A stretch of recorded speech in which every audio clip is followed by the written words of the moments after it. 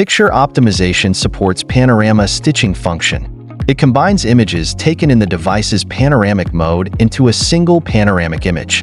The complete image is created by 9 smaller images. First, we need to import the image folder. The imported images will appear in the left side, where we can change between view modes and sorting options. Next, drag the images one by one into the grid on the right side.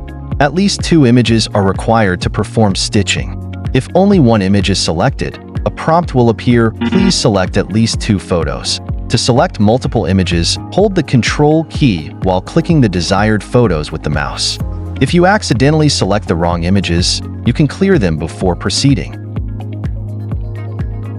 After placing multiple images, click Create Panorama to create a panoramic image. We can see that there is a blank space in the bottom left corner. Now go back to the previous step, enable Auto Crop,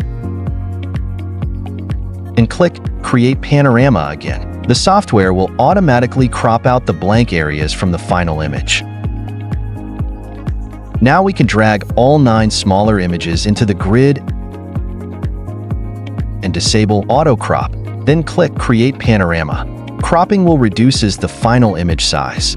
The software will stitch the 9 images together by aligning the overlapping regions between them using a stitching algorithm. Once the panoramic image is generated, click Save As or Save and select a folder. After saving, we can open the selected folder to view the newly generated panoramic image.